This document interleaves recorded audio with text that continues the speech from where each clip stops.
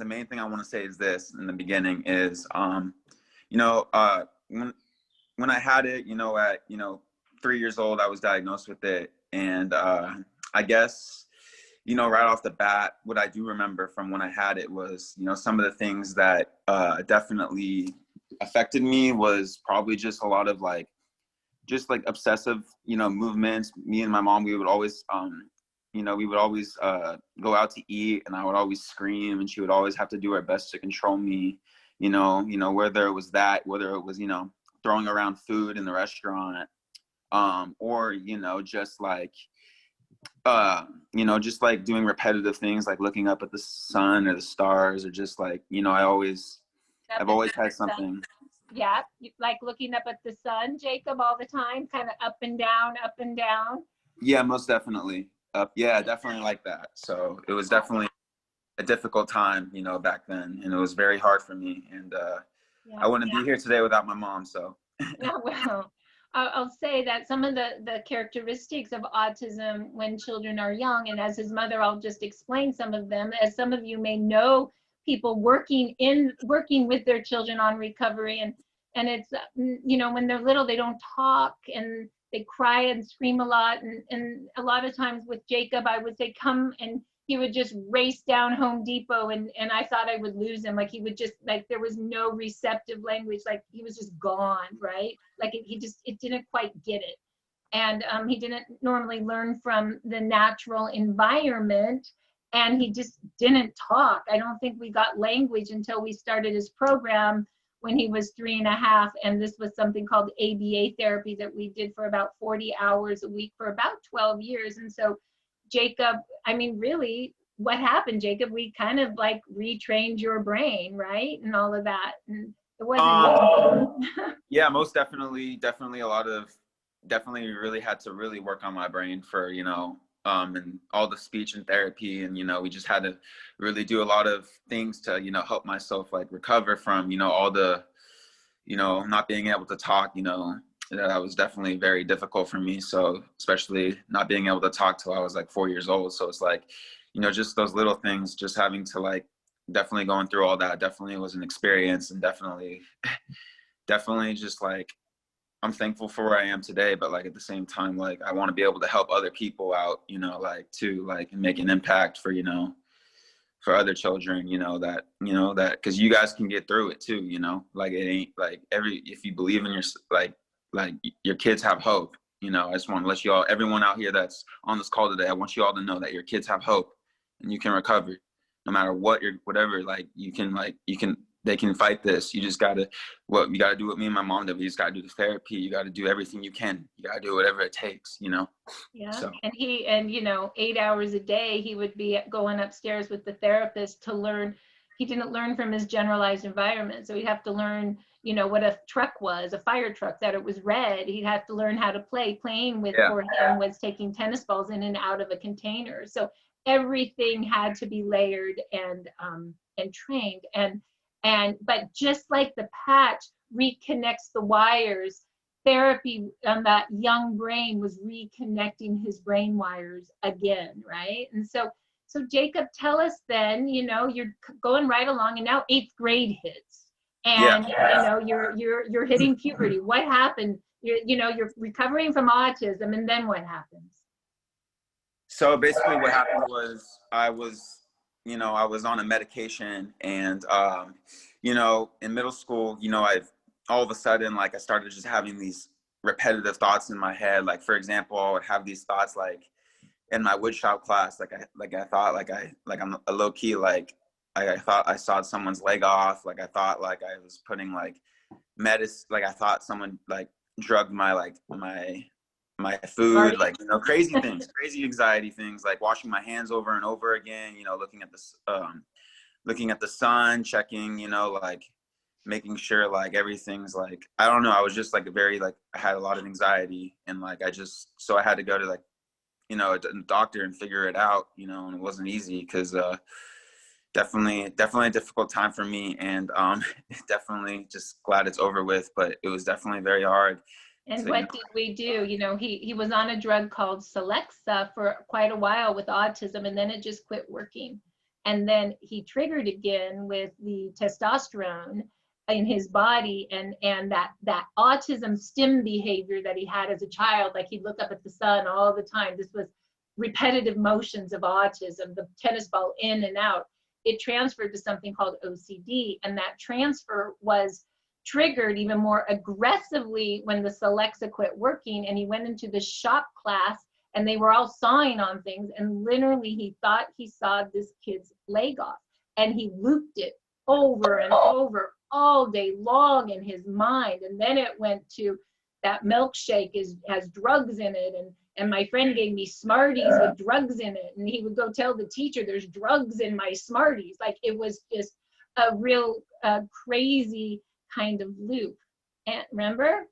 And I remember one day he was crying upstairs, I have fire in my brain, Mom. I don't know what to do. I can't get it out. And he would cry. And he literally didn't go to school the rest of 8th grade. I mean, his brain just couldn't go to school.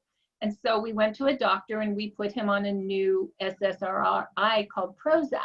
And he up until very recently, 3 a day, 60 milligrams is a heavy dose to deal with OCD. But we were dealing with it until what, Jacob? Now you're 22. What's going on with 3 Prozac a day and your brain's pretty good? Yeah, most definitely. You know, the medicine definitely helps my brain. The Prozac, I would say that's definitely up to date now, you know, like because I was like, obviously 8th grade, that was like 10 years ago for me.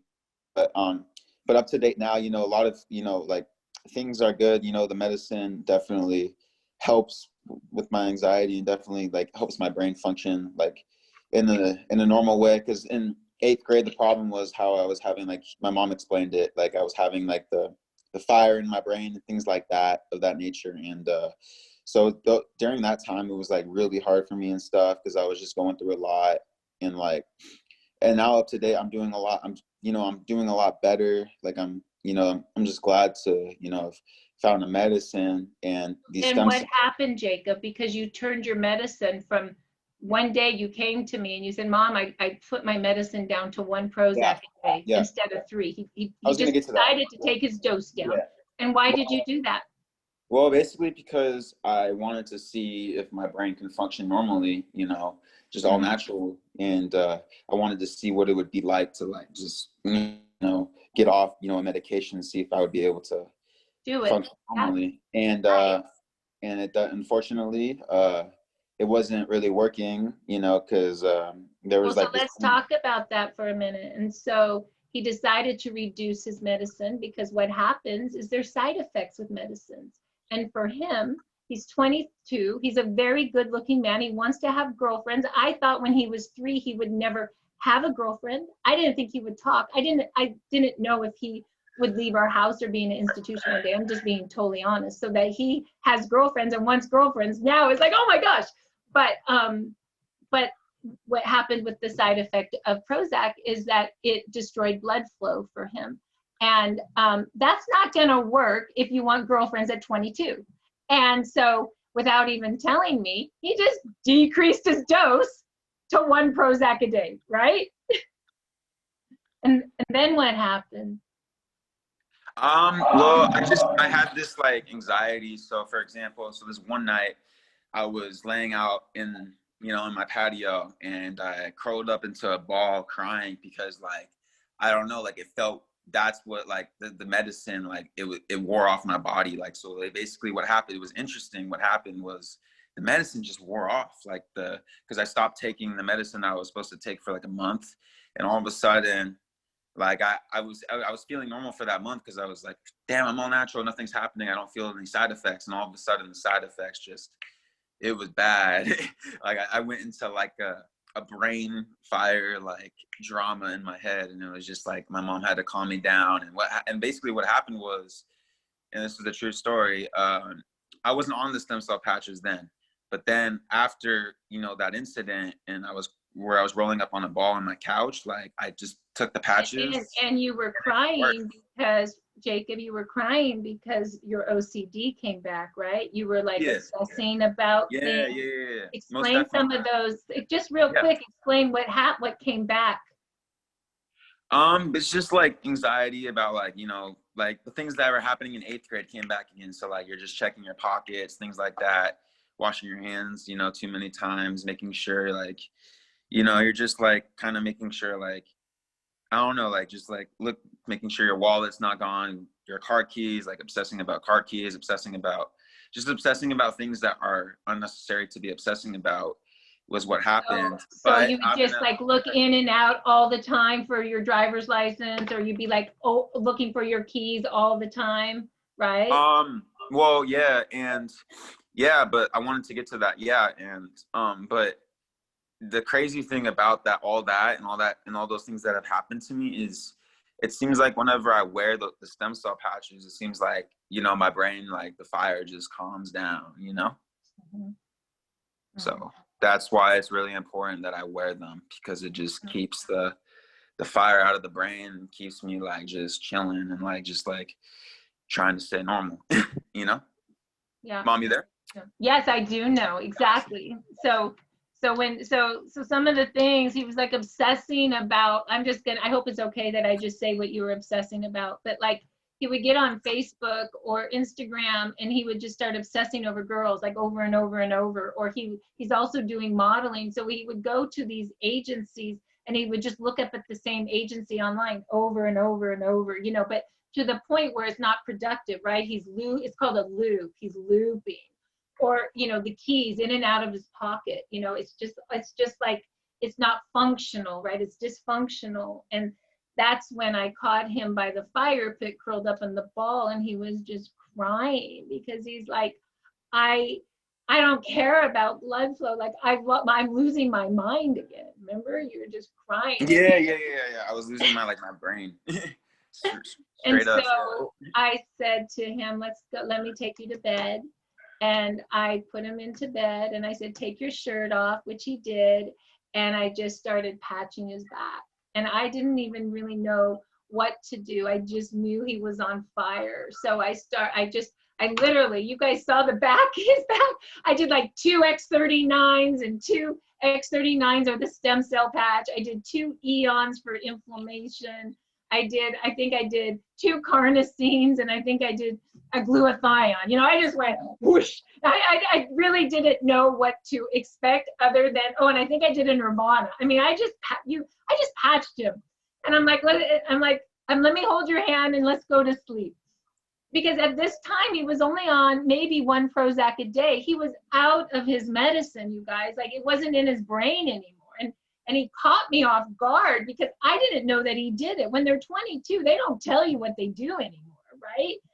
And so we fell asleep together. And then what happened the next day? Are you there? Yeah, I'm there. I got you. Yeah, I just what happened the next day was I felt better. My brain felt a lot more calm and at ease. So definitely the patches made an impact. Definitely tell you that. And didn't you say something about that after wearing the patches, you felt like you were living in the moment? What did that mean? Yeah. Basically, what the patches helped me do too is like, I'm not like, my mind isn't somewhere else. Like you're thinking about another task, like in the moment. It's basically what the patches have done for me. It helps me just like vibe and like stay in the moment instead of like stressing about things that haven't happened yet, you know? So that's something that the patches have done too for me, is just like live in the moment more and not worry about like just like the next task, or, you know, or something that's planned for another day. Just worry about what I'm doing in the moment. And that's something that patches really helped me with. And it's like another reason why like it's definitely a great product. And Jakob, what was I going to ask you on that? Oh, and the interesting part is that he seems to have been able to stabilize on 2 Prozacs with the patches. So not 1, not 3, but 2. And so we've been able to lower the dose a little bit. I've been patching for 1 month. And he's been patching for 1 month. And so we've been really doing, you know, I didn't know. I just knew that he needed more support because he didn't have enough Prozac in him. And that's why we did so many patches, right? So we've just been doing the patches that I said, 2x39, 2 Eon, 2 carnosine, and a glutathione on his back. And I just put him all on his back at night. He comes and he kneels down to me. I put him on his patch, send him to bed, and then we know in the morning I take him all off. Like, I did it more just so him and I would stay compliant on patching him every night, right? I mean, that's just what we did. And he basically has been able to maintain with 2 Prozacs, and that's been helping his blood flow. Like, we've kind of found the best little space for him with his medication, with the patches, and now his blood flow's more better, and he's just feeling better about himself, right? Yeah, most definitely. Yeah, I'm definitely doing a lot better now. Yeah. Thank you, Jakob, and thank you. I know it's not easy to come on and talk about stuff like this, and I want you to know, as your mother, with everything that you've gone through in your life, that you are the biggest flippin' fighter, and you just do it. You guys only knew the work this kid has had to do to recover and lead a normal life, and he's the hardest worker. He's a little entrepreneur. He's a little model. He's having girlfriends now. Like, he's having like a normal full life. And Jakob, I'm just so proud. Yeah, thank you. Appreciate so you. thank you, honey, for coming on. Yeah, no worries. Yes.